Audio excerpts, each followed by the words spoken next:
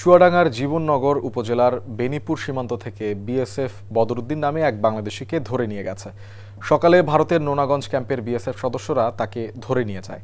গ্রামবাসী জানায়, বদরুদ্দিন সকালে বেনিপুর গ্রামের ডিসপুট মাঠ দিয়ে অবৈধভাবে ৫-৬কে পাচার করছিল। এক পর্যায়ে ভারতের নোনাগঞ্জ বিএসএফ ক্যাম্পের সদস্যরা তাদেরকে ধাওয়া করে। এ সময় অন্যরা পালিয়ে গেলেও বিএসএফ বদরুদ্দিনকে ধরে ফেলে। পরে বিএসএফ সদস্যরা বদরুদ্দিনকে নোনাগঞ্জ ক্যাম্পে ধরে নিয়ে যায়। এ ব্যাপারে বিএসএফ এর সাথে যোগাযোগের চেষ্টা করছে বিজিবি। বান্ডেল থাকলে প্রতি সেনমানিতে টাকা বাঁচবে। বিকাশ সেনমানি বান্ডেল কিনে জিতুন প্রতি লেনদেনে। ওটা তো ওরা আসলেই জানতে পারবো, তাই না? শোনো, টাকা তো চাইছে, 10,000 টাকার শর্ট আছে, বুঝছো? ধন্যবাদ। কত টাকা শর্ট পড়ছে সেটা বল।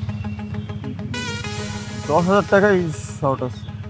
আচ্ছা, সেটা মাথা ছুঁয়ে বলো। মাথা কি হবে? কি হলো? চুপ করে আসছো কেন? ভণ্ডামি, টাউটামি, জায়গা পাও না তুমি? তুমি কি জীবনে ভালো হবে না? শোনো, ভন্ড আর টাউট বলবা না, আমার ইগোতে লাগে। তুমি ওইটাই। ঠিক আছে, ভণ্ডামি টাউটামি মানুষ করে, কিন্তু গার্লফ্রেন্ডের সাথেও কোনো কথা? দেখো মিমি, আমি আগের থেকে অনেক লক্ষ্য হয়ে গেছি, ভালো হয়ে গেছি। পুরোপুরি হইতে পারি নাই, অর্ধেক ভালো তো 50% ভালো হয়ে গেছে। আগে যদি হইতো আমি তোমার থেকে 20,000 টাকা চাইতাম। এই চুপ।